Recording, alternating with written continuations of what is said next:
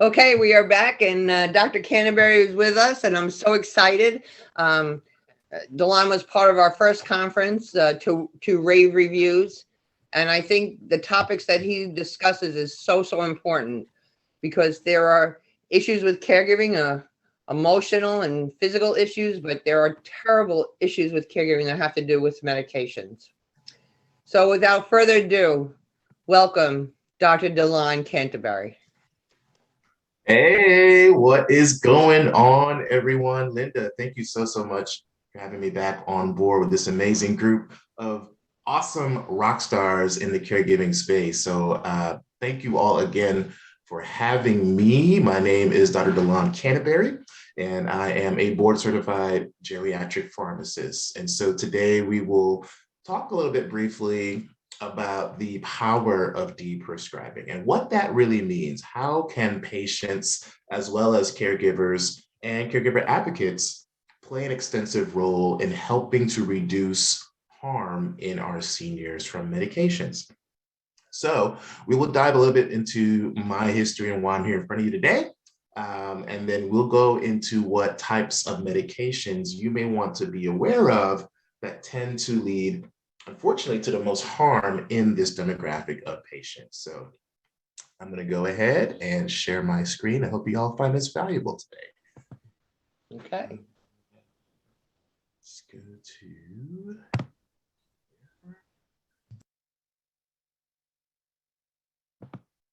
All right, sweet. And I'm going to blow this up. We should be good to go. All right, beautiful. So how many of you are leveraging and using a pharmacist to help with your loved one's care? And I ask this with a caveat in the fact that they are not only pharmacists, the most accessible healthcare professional in the US, like 90% of the country is within 5 miles of a pharmacist. But we are your best friends and supporters and advocates. So even if it's the patient side or caregiver advocate side, I always encourage people to use your pharmacist, leverage a pharmacist, talk to a pharmacist, see what you can do to get your loved ones or maybe any peers off of unnecessary medications. And so we have an aging population, we have a growing population that has less and less providers, and most of their care, unfortunately, falls into the hands of what these medications are doing. And no, I'm not against medications. Medications do save lives.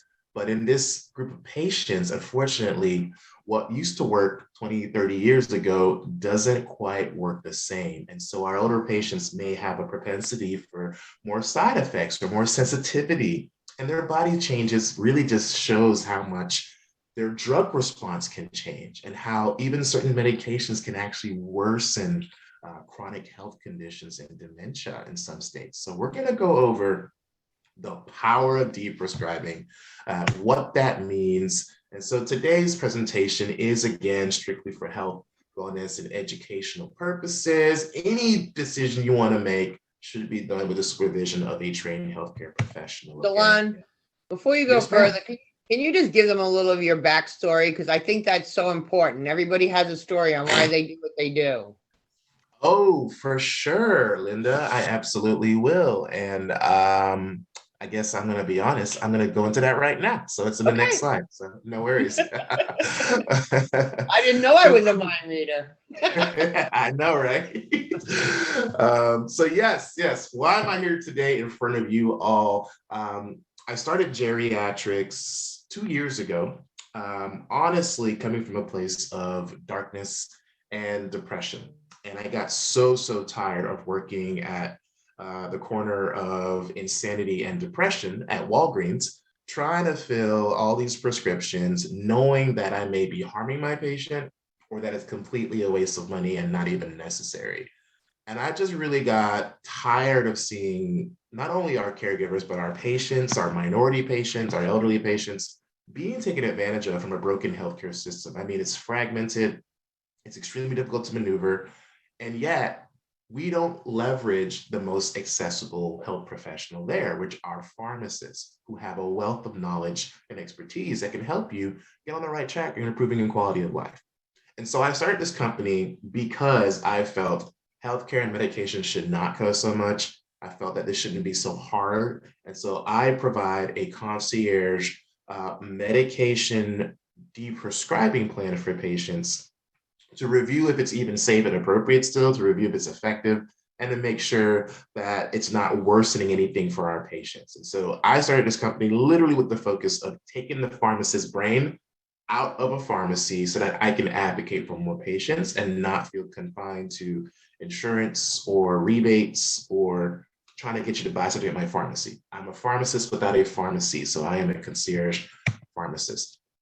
And so this journey has gotten me blessed to be in so many spaces at the same time, to even be here today, just working in this community service space and helping to advocate for our seniors with deprescribing, and while educating and addressing misinformation and harms around COVID vaccinations really helped to propel my business. And so I was fortunate to be on PBS, Spectrum News, ABC, NBC, WRAL, all discussing the impact of what pharmacists can do to empower our communities, whether it's through COVID misinformation battling, or whether it's literally helping another loved one get out of the nursing home. And so my story began technically in New York, in Brooklyn. My parents were immigrants. They came from Guyana, South America. And I always felt a bit shy as a kid. You know, that's me with my mom and dad. My mom is a teacher who just retired, and my dad's an accountant still with his own business. And my siblings, Devon and Dacia, as pictured below, always seemed to be a little bit more confident in themselves than I was. I was kind of the shy one out. And so I knew I loved everyone, but just didn't really know what or how I'd be able to manifest that love in my career and in my business. And so fast forward later on, I got into healthcare really to heal and really to understand what the natural products can do to help our patients. And so this was me, unfortunately, in my former hell, my former prison. This is me working at Walgreens here in Henderson, North Carolina. And I was a pharmacy manager for about 6 years, starting in 2014. And really, I found out very quickly how ineffective our healthcare system is, particularly when it comes to medication management and how much we rely on them. Now, again, there are meds that save lives, but at the corner of where I was at Walgreens, I ended up becoming super depressed, super angry, and extremely frustrated and hopeless for our healthcare system. Too many of my older patients would come, and obviously what would have taken probably an extra 10 minutes at an office is showing up at my pharmacy with my limited time and capacity and staff to try to manage social issues that could have been addressed had they had someone essentially like a social worker who could have been involved in the process of care, right? And so I got tired of just seeing so many people taken advantage of, paying exorbitant amounts of money for meds that are ineffective, or even, frankly, signing off on opioids that I know that may be used or being abused in my local communities and harming patients. So it broke me down a little bit in my passion, and I felt truly as if I was just another passenger in my own life. Like I was just waking up one day, hoping to God someone could free me from this nightmare. And this was me as a healthcare professional, okay? This is real. I was at a point where I was detesting my job, myself, my life, but worse yet, I was starting to not even like my own patients. I mean, do you know how low you have to get to go into healthcare to start hating your own patients? That's where I was in this place in retail pharmacy. And so I try to start focusing on what God would want me to do, what aligns DeLon's purpose, my joy, my being, to really sync with serving people, which I felt has given me the most joy. So I had to refocus my energies of negativity and depression on what are some things that bring me to the forefront of me and how can I best serve my patients. And so I started this company literally with the entire focus of helping caregivers and patients who are frustrated with an inefficient healthcare system, who have difficulty managing medications and are confused on whether it's really working or not, and want to get their loved one's quality of life back, okay? We don't want to work with people who don't care about helping themselves first, who are looking for an easy way out because it's not an easy way out. And they're not interested in getting off of harmful medications. So that is going to be the crux of our discussion today. So how does our process work? What do I do? How does it really work for you? So as a concierge one-on-one pharmacist, I not only provide a comprehensive medication review where we go through all your meds, we go through whether you still need it, whether it's too pricey for you, we go through whether there are any alternatives, we go through whether you could stop safely, and of course, we look for any drug interactions and whether the dose is appropriate. And included with this review comes with a genetic test. So this is actually a pretty cool exam. In fact, Linda had one herself. We had discussed on her radio show last year, but she got a pharmacogenomics test and it's able to kind of pinpoint which medications may be harmful for you without necessarily taking a single pill. And this is a way to cross-check how your body responds to meds instead of just, hoping you don't get a side effect. This is the new wave of precision medicine that's going forward. Did you say something, DeLon, Linda?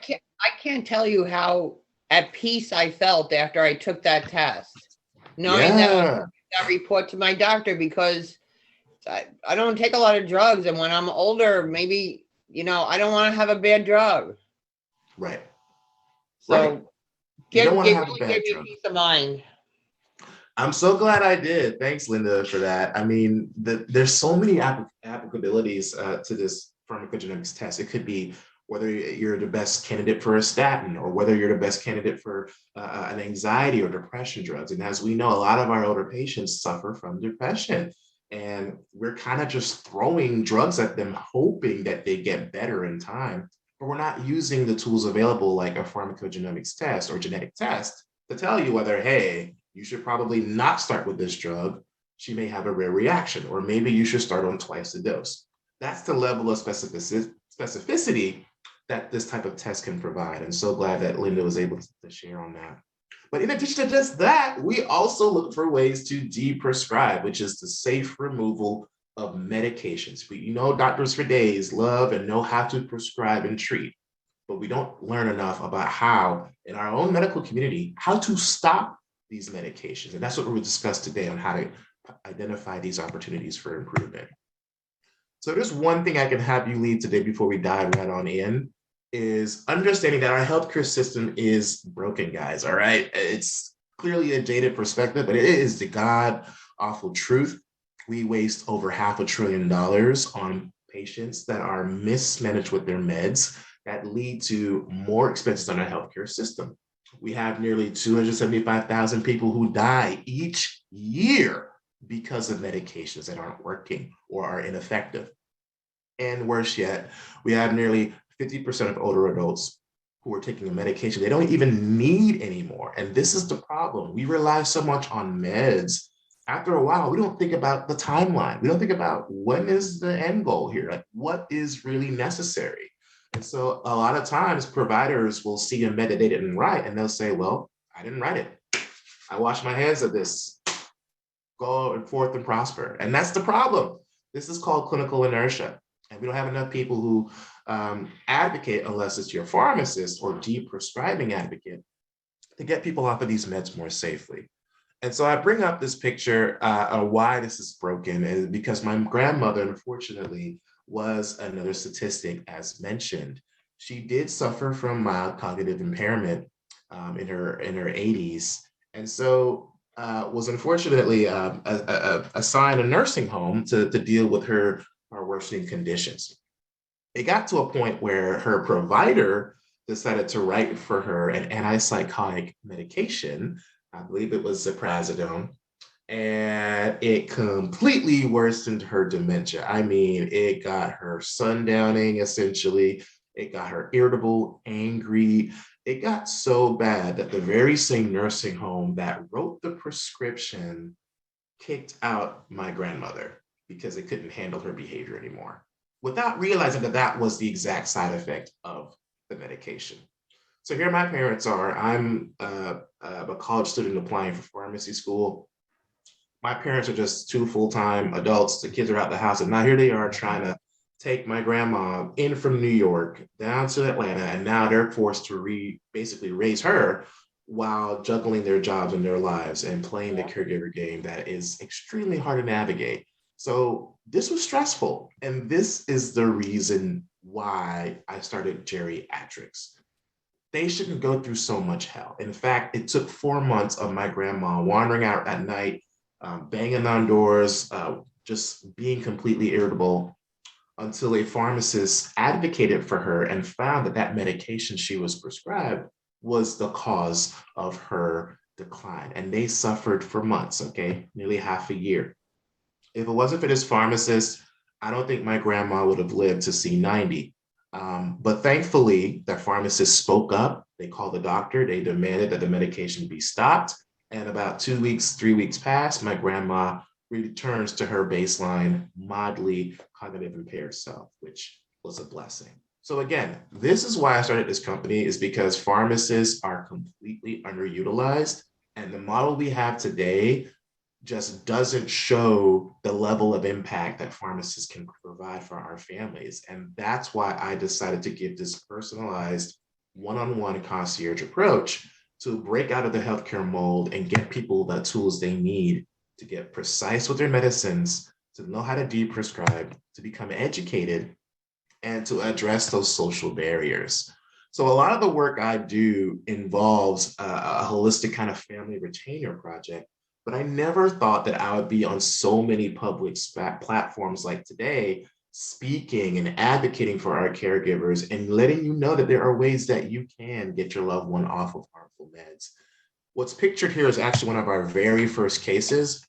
She was actually the one who was unfortunately on 36 medications when I found her, and that's completely true. She was in and out of nursing homes. There was examples of clinical inertia where different providers were not talking to each other. And so all these meds were on her profile that were actually worsening all of her symptoms. And so she, just like my grandma, presented with irritability, chronic constipation, dry skin, dry mouth, very, very confused. In fact, she was described as being literally a walking zombie. So no one in their right mind wants their loved one, their mom, who they saw raise them, turn into a walking zombie and just kind of whittle away. And so that's what she was looking like when she came to me, and her daughter hired me on the impact of hoping to do a med review and find what the root cause was. And guess what? We were able to do that. We were able to successfully reduce this patient from taking 36 medications down to 8 medications, which is such a win. Not only did she get her symptoms to subside, but we were able to represent this family in the court of law. We were able to serve as a medical expert and prove to a jury of her peers that she was being over-medicated and that she does not need to be involuntarily committed into a nursing home. So not only were we able to keep this woman from having her assets seized, her house taken away, her bank accounts because she was wealthy, but we were able to keep her family from trying to literally seize all of her money and throw her into a home.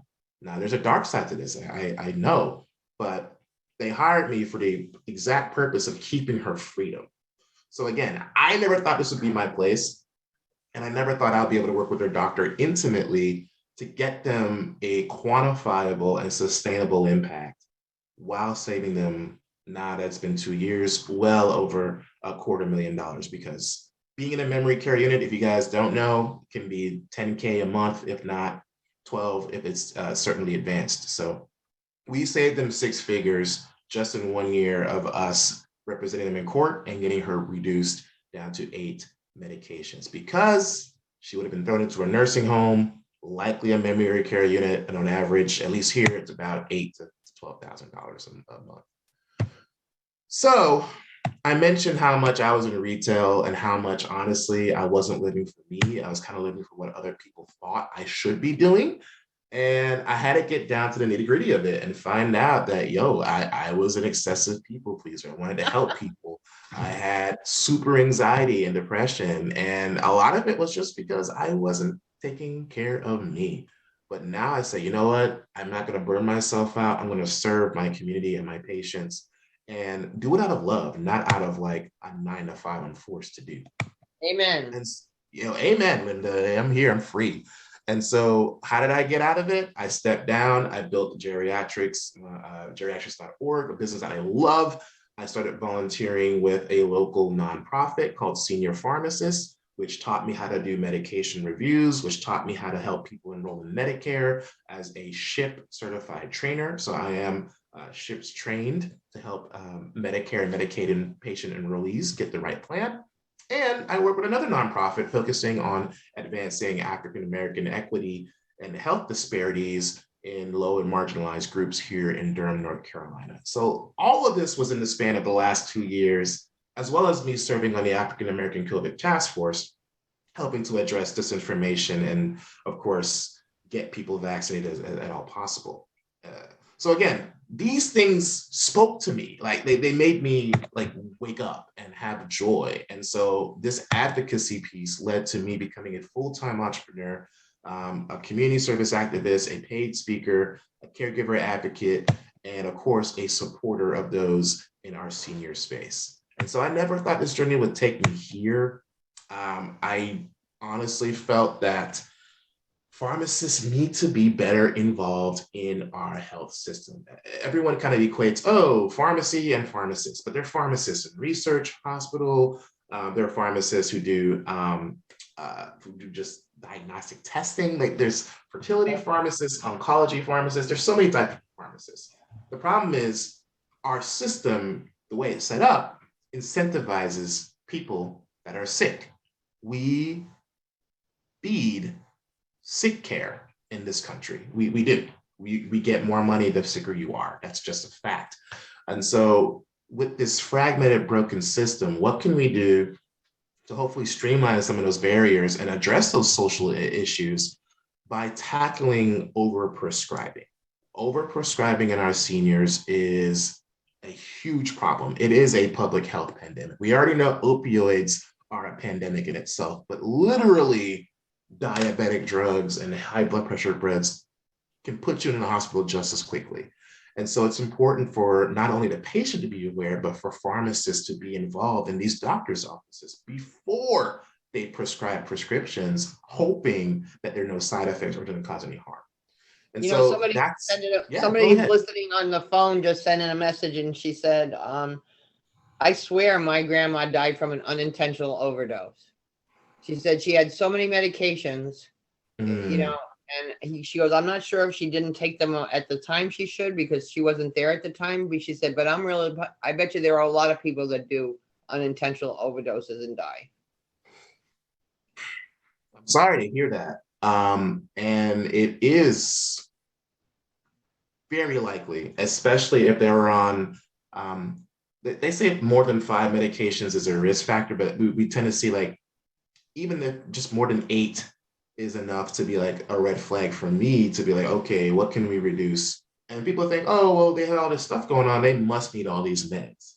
After a while, they don't work the same. And sometimes you have to repeatedly ask your doctors, what can we safely get my loved one off? What's the timeline? Do we truly need this? Is it vital? Is it essential? And you'll find most of the time, most of these drugs are not life-saving. They're just nice to have. Right. And that's the mindset we have to change as well as patients, because we think we need a pill for every ill when you don't understand. It could be drug interactions, it could be gene drug interactions, it could be food interactions.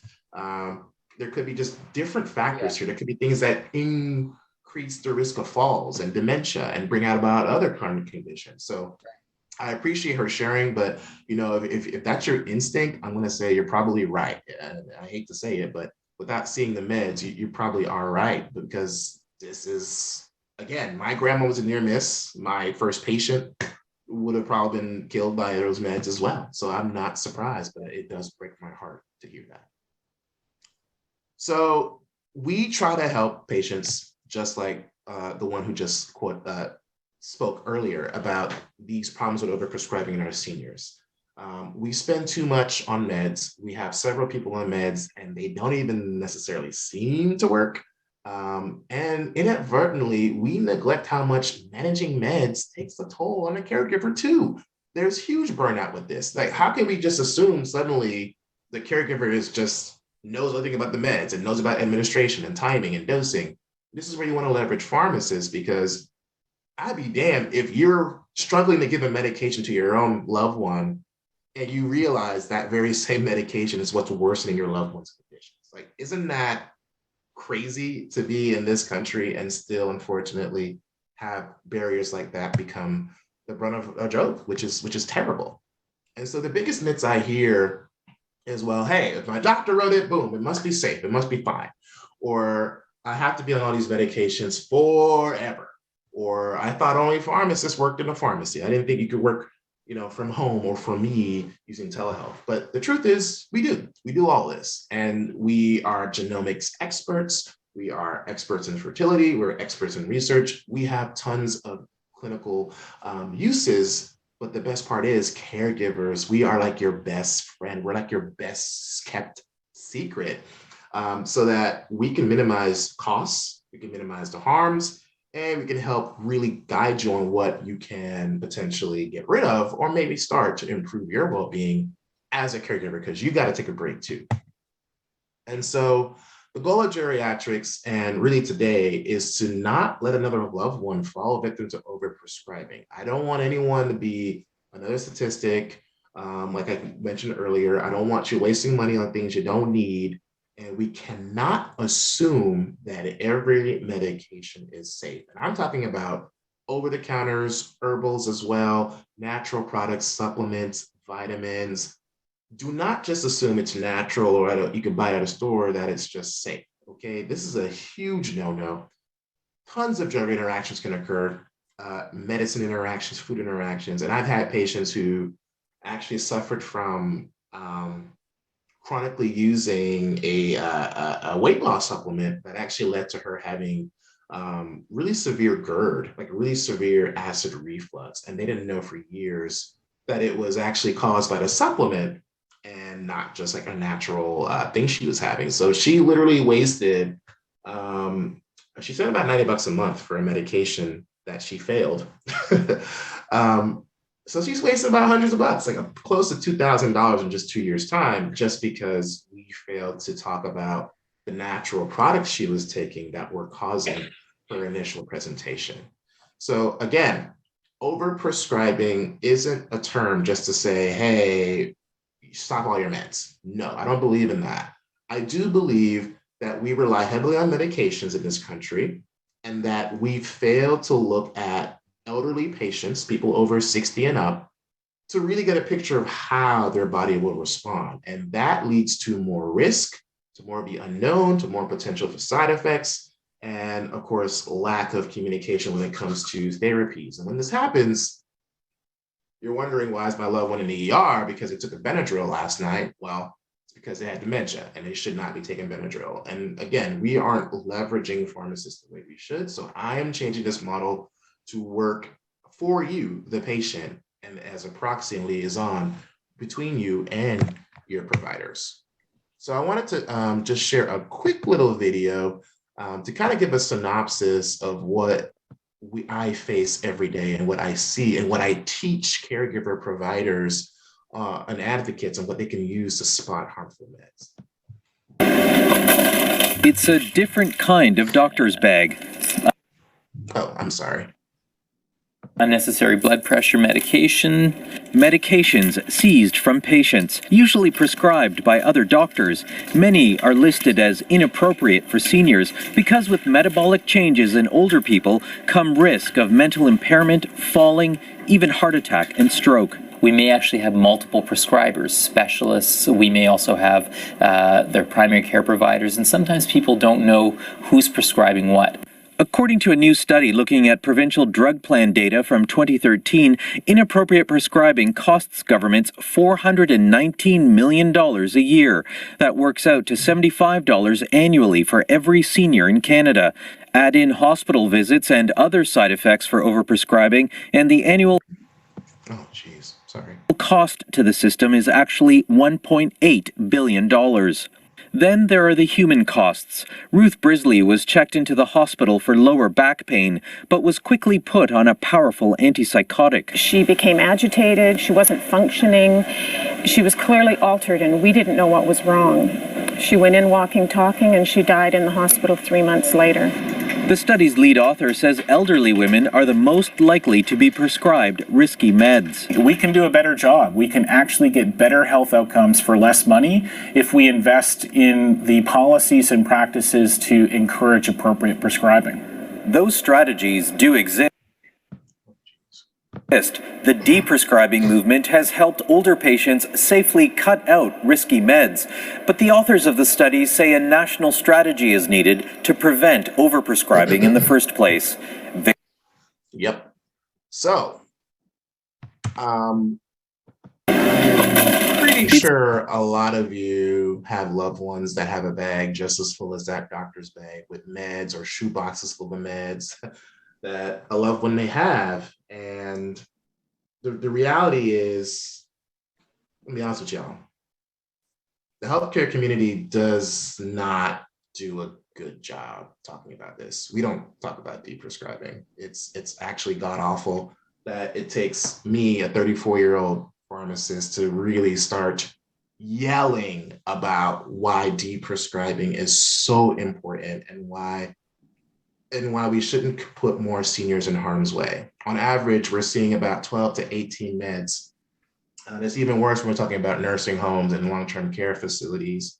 Yet and still, I find the nursing homes and long-term care facilities, not to badmouth anyone, tend to have the highest rates of inappropriate medication use, of chronic pain, of and worsened morbidity and mortality. Their polypharmacy, which is the use of multiple medications that lead to some of these issues we've talked about, is where I see it. But it's not just there, it's everywhere. It's in the community. So why not integrate all pieces of the healthcare delivery model to have just a little understanding of what medications can be harmful? And so this next section is going to dive into more of some of the more potentially inappropriate medications that I have found and experience in practice. I took a moment to go over to the chat, and there were some great points I saw in there. So there was, I think, a point, it was pretty neat. It was about, trying to get her loved one's dad back when managing his diet and meds. So again, another one talks about night and day changes once they stopped a medication that worsened their hallucinations. It made him very aggressive. Again, these are the same stories. These are all the same stories that I see and I live and I feel, and it infuriates me every time. It just makes me very angry. So this section, we're going to talk about potentially inappropriate medications, specifically in this piece for patients who may suffer from mild cognitive impairment or dementia or any Alzheimer's, any type of mental cognitive impairment. These are the meds you want to really avoid. So if you have a loved one in this category, please take a moment to kind of acknowledge the names of some of the drugs I have listed. And if you are on any of them, please reach out to me or immediately ask questions on why you may be on this and how can we stop this sooner. DeLon, what does antipsychotic mean? Yeah, sure. So that's, again, you read my mind. So antipsychotics are a class of drugs that are used to treat essentially behavioral symptoms when it comes specifically people with bipolar disorder and schizophrenia. Now, sometimes they do have some off-label uses in major depressive episodes, and they're used off-label sometimes, in fact, not sometimes, often in our geriatric populations, mainly as a chemical sedative. And so when I mentioned a doctor prescribing a medication that works in my grandma's situation, she was given Geodon or Ziprasidone. Now, these drugs traditionally help people, again, bipolar, schizophrenia. So I know psycho may seem like a scary word, but it's just a way to change some of the signaling in your brain to essentially get you even keeled. And so they're first generation antipsychotics, second generation antipsychotics. Nothing wrong with these drugs generally in our main population. It is problematic when they are used in patients who have dementia. Why? Because just like that patient anecdote who told me about the aggression, or my grandma, or my first patient on 36 meds, I can at least tell you that at least for 2 of those 3 cases, they were all given an antipsychotic. And this type of drug is what I want to avoid. What you'll see most commonly these days would be Seroquel or Quetiapine, because it tends to have the lowest mortality, but they all contribute significantly to a marginal increase in cardiovascular death and arrest. So I specifically call these red flags. If any elderly patient is on this, there should be a finite timeline, max 14 days if you're in a nursing home. But honestly, you shouldn't be on it unless you have bipolar disorder or schizophrenia. These are last resort drugs. And so unless you understand the risks, which are right here, the reason why is because not only can they increase certain types of death in dementia patients for cardiovascular deaths, cerebral vascular events like strokes and whatnot, but they're meant to be avoided in those who have dementia behavioral issues. Why? They can only be used traditionally, or at least ideally, if all non-pharmacological options have failed or are not possible, and the older adult may be a substantial harm to themselves or others. That's like the main situation that you can use these type of drugs. Truth is, most people don't follow these rules. Even though there's a big old FDA black box warning, which basically tells you, hey, there's a supreme risk of this happening if XYZ. This is legally required. And so this was put on the market, I think this warning was added in 2006, but you'll note that the drug was approved in 2002. And a lot of times we don't get this type of information until after it's released to the public. Yeah. And what you'll be ashamed to also learn is that most of these clinical trials that pass these drugs have extremely low enrollment of elderly patients. So we really don't quite know how some of these drugs work in an elderly patient. We're kind of just extrapolating from the younger or middle-aged group of people. And when this happens, of course, again, this puts people at risk for harmful side effects that we want to avoid as caregivers and advocates. So I vehemently implore you to question, if you have any loved ones on any of these drugs on these screens, to really ask, why the hell are they still on it? What's the timeline? What's the intent? And, I can't lie. I've had some patients say it works wonders, but I will say that for all the uses that they're using these drugs for, there tend to be safer and better alternatives that can be at least tried first before jumping to an antipsychotic. So I really stress this because this is what happened to me, my grandma, my first patient, probably the patient who made an anecdote earlier in the chat. So I really stress the use of avoiding antipsychotics unless they have bipolar or schizo. DeLon, did you see the question about what do you think about extended use of Prevagen? I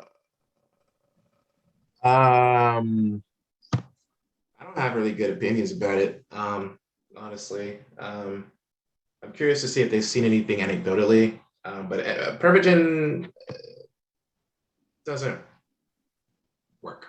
So sorry, I don't want you to waste your money. It just, I wish it worked. My mom asked me about it all the time. I'm like, it still doesn't work, mommy. I'm sorry. But it doesn't work. And actually, when it first came out, it actually led to an increase of strokes. And they had to reformulate the product when it first came out.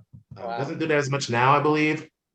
But in terms of improving memory, there are no agents to date that improve memory in any way, shape, or form. Whether it's herbal, whether it's pharmaceutical, whether it's a diet. Well, no, hold on. I will say that dieting, like the DASH diet, the MIND diet, can prevent dementia. It doesn't cure it, but it can prevent bringing it about. So, good question. I get it all the time. Yeah, Joelle, there are tons of commercials for that stuff because that's where the money goes. And it's a rigged game where they have literally the Wild West of whatever they want to put in those drugs and market to say, yeah, it can improve XYZ. It's actually smoke and mirrors. And we actually discussed this in my Deprescribing course accelerator to train people how to not fall for these traps. So it's actually a great point, great segue. Another point I want to bring up are anticholinergic drugs. Now, this is a large category of drugs. It could be antidepressants, antimuscarinics for bladder issues like incontinence, people who may have some allergies, people who take muscle relaxers or antipsychotics tend to all have anticholinergic properties. And there's no need to really dive into what the hell it means, but in people with dementia, it's suspected that there is a lack of acetylcholine, which is a brain signaler that tells memories and thoughts to connect. And so when we use Benadryl or Tylenol PM, when it actually has Benadryl in it, some of these sleep aids or people that use for sleep can actually cause harm in this subset. So you want to really avoid any Benadryl in people who have dementia or any cognitive impairment, as I've seen it send loved ones to the ER really in just like a dose or two. So I pictured them here so you're aware to try to avoid these. And honestly, with this type of drug, this is where you want to really have your pharmacist to lean on. The combination of different drugs that can have low anticholinergic properties can all add up. That addition is also something that could sneakily cause harm. And here are some symptoms or side effects of what having too much anticholinergic toxicity can mean. So drowsiness, confusion, hallucinations, blurred vision, dry mouth, constipation.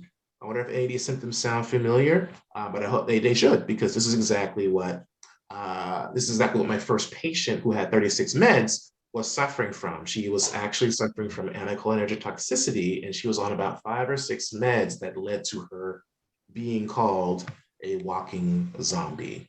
So again, I just wanted to put this here for your reference. So incontinence drugs, as you all know, hygiene is a big deal. Urinary incontinence urgency is huge. And so the traditional treatment tend to be throwing a drug at it. You got, leakage down there, let's give you a pill to dry you out. So anticholinergics are notorious for drying people out. And so oxybutynin, tolterodone, dicyclamine, Lomotil, some of these drugs, actually all these drugs are used to kind of prevent urinary incontinence or diarrhea, but they do have strong anticholinergic properties. So if you find a loved one who has bladder issues or chronic UTIs, and you're maybe wondering why they're kind of getting out of it, with an addition of one of these drugs, it may be worth suspecting. Now, again, this is the pharmacist in me talking. And to your point about Prevagen, herbals and dietary supplements do not fall for the scams. There's no clear evidence for really helping or improving memory in any of these drugs. Trust me, I really wish we did. Dietary supplements, again, are not regulated. So even the things that are touted like the ginkgo bilobas or omega-3s, vitamin B12, etc. It's not to say that they're all harmful, but unfortunately, they do have significant herbal drug interactions. And of course, I also don't want you to waste your money. It's COVID, times are rough, and you don't need to waste money on something that isn't even going to help you. Not that I'm against herbals at all. I'm absolutely not against herbals. I'm against the shady practices that people use to buy these products and wonder why their loved ones aren't getting better. And so to the latter half of this, for the final few slides, I do want to mention the top 10 medications that are associated with the highest hospitalizations and the highest harm in our seniors. So again, all these materials I'm going to be covering today, I actually teach in my Deprescribing Accelerator course. I train professionals, nurses, pharmacists, social workers, gerontologists, people who are senior patient facing, on how to spot these medications and how to put this into their practice. So this is one of my passions right now, is letting you know that you don't have to be a PharmD or pharmacist to really be an advocate for deprescribing. I teach you simple steps and I give you the tools, just like what you're going to cover in the next few slides. So I want you to know some of the risk factors for what leads to overprescribing or polypharmacy. And unfortunately, ladies, you tend to be the highest subset of risk when it comes to being overmedicated. Just being female alone tends to mean you're prescribed more meds. That's just what it is, it seems. People who have multiple chronic conditions are at a higher risk of having adverse drug events or side effects or hospitalizations.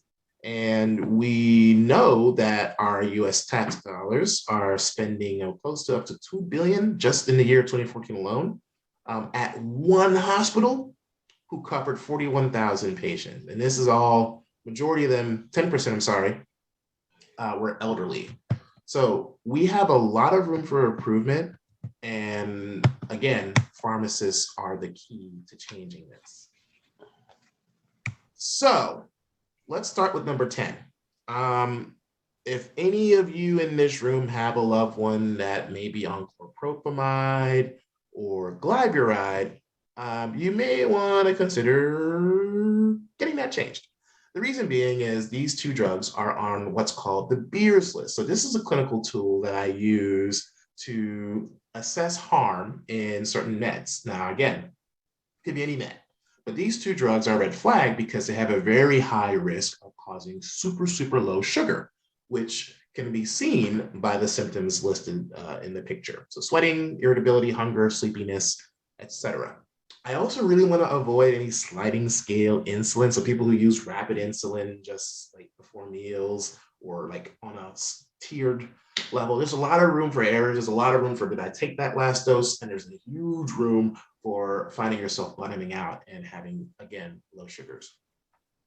Thiazolidinones, this is a drug like Actos, pioglitazone. It's not really used often, but again, these are the more problematic meds that I find when it comes to diabetes. So people who are on old school sulfonylureas like chlorpropamide or glyburide are the ones I just want you to know to avoid and see what they, because they're just better options out there. And they're better options, they're more effective.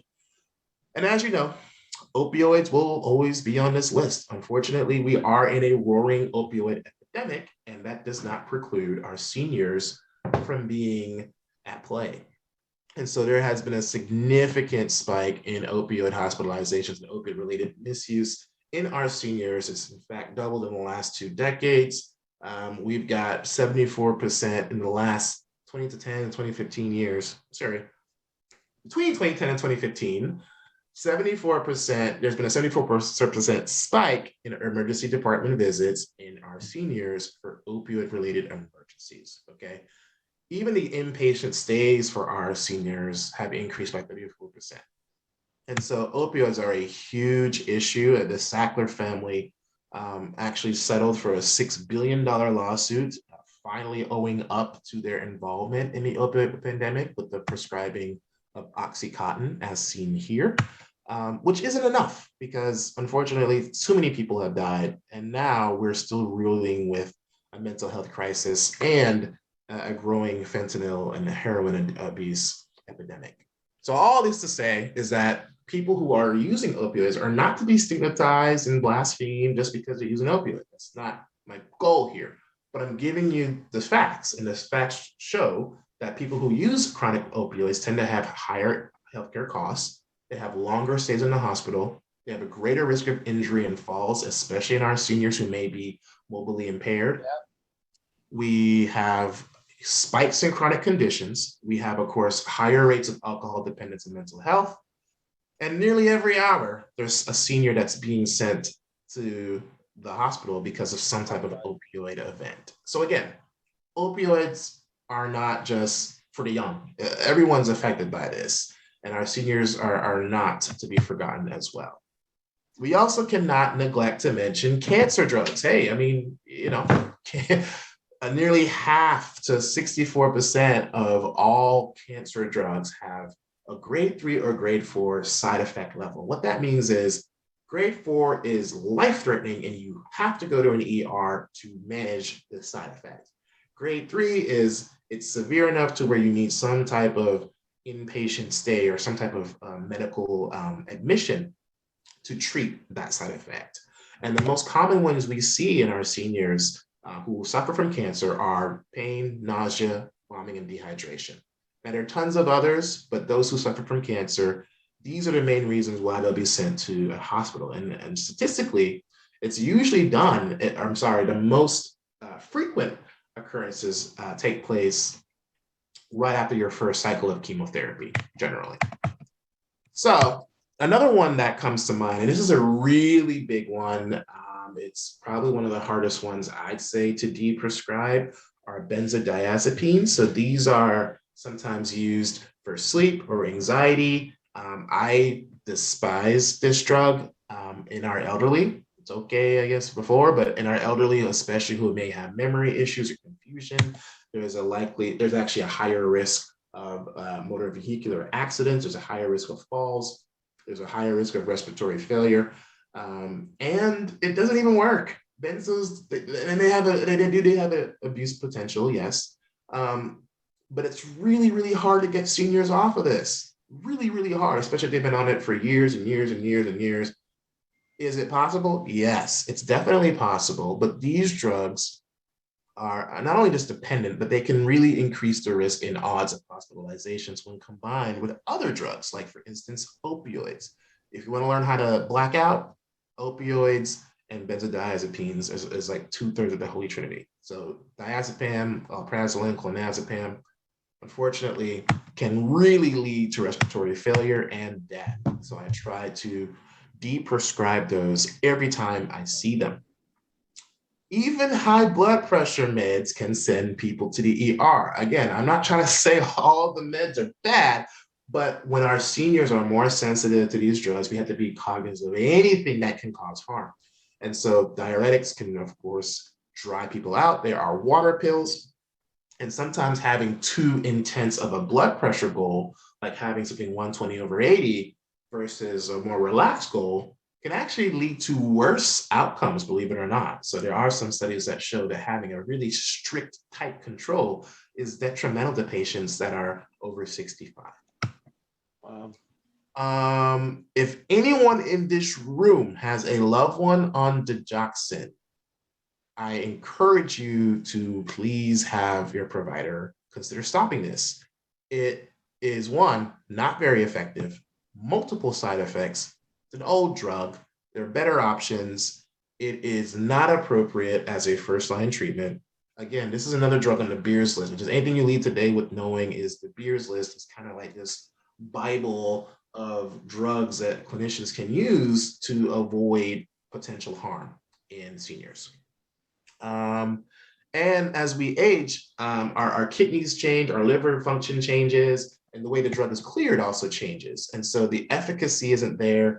It has been shown to cause a huge number of hospitalizations in people 80 and up, especially in women who tend to have the highest occurrence for this.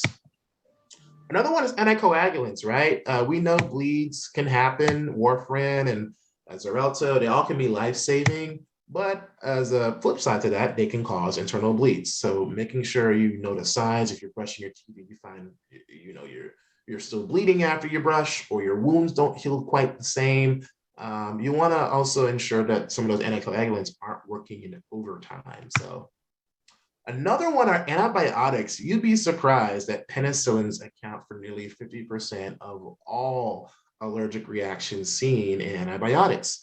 A lot of it, of course, being hives, rash, as seen in the picture above.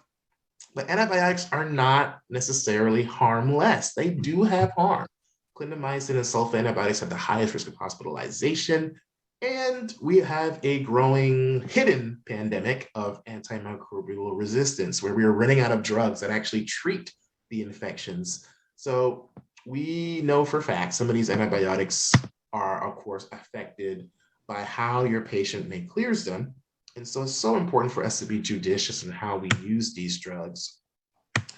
Beta blockers really are known for causing that tiredness, fatigue, and breathlessness. It doesn't mean that they're bad. Again, this is just something that you want to consider wondering if you truly still need it. Now, the number one thing I do want to mention will be the NSAIDs. NSAIDs are very sneaky, right? Ibuprofen, Aleve, naproxen. We got about 30% of our elderly patients who take some type of NSAIDs regularly. Yet, we don't talk about how many interactions these drugs have. They can cause significant renal harm. They can spike your blood pressure. They can cause renal failure. They can cause GI bleeds, stomach bleeds, drug interactions, heart failure. Stroke is increased with these drugs. So I really advise people to use these types of medications sparingly. I hate to hear people on chronic NSAIDs, elderly or not, although I understand it can be alleviating for certain conditions. So I hope today was helpful. We did kind of skim through a lot of good information. I did want to put some of my contact info on the screen, but I also wanted to share with you one last little thing, and it is what we are doing with our Deprescribing Accelerator. So I am just going to jump right on into that, and I'm going to share my screen with that. Final few seconds, okay. Okay, right there. All right, beautiful. I'm gonna go all the way to the slides. All right, beautiful, beautiful. Oh, all right, well, we'll just do it from here. So just to leave you all with a little bit of a note, I do again train providers on how they can spot some of these harmful medications with our Deprescribing Accelerator course.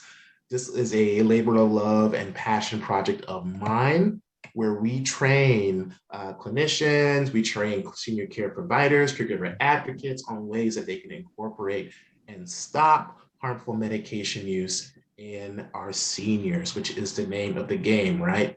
So our course is a 3-month-long training program. Our next cohort starts June 3rd, and we're looking for pioneers who want to literally stop harmful medications in seniors. This is a course pharmacist-led. You will get 10 weekly live trainings on on how to become a Deprescribing advocate. We go over case presentations. We break down that patient who was on 36 medications, and we go over why we were able to safely get her off of them. We go over real-world, practical, evidence-based models that you can use not only to deprescribe in your business or in your practice, but to literally monetize the removal of medications that are harmful for your patients. We also go over ways that you can develop revenue streams and give you a deprescribing toolkit so that you can better advocate for your patients. And so again, this does last 3 months. We talk about catching common side effects in seniors. We talk about using genetic testing as a potential deprescribing tool. We talk about cost avoidance and how you could save patients' lives, time, money, and resources by using real-world deprescribing. We talk about ways that you can actually leverage opioid deprescribing by maybe working with setting up a medication naloxone program, or finding out that there are grant opportunities for you to work with dementia prevention with deprescribing. We go over over-the-counters, we go over herbals, and then we talk about the best part, which is the patient advocacy piece. What can the caregiver do? What can we do to empower the entire healthcare team, and not just in a silo where we're all stuck in our own egos on what I think is best and not best for the patient. So this is really perfect if you're tired of seeing so many seniors over-medicated. You want to learn and implement ways that you can monetize and build your business or brand with a new value-added service. And you, have a passion for this, because I don't accept people who don't have a passion for this.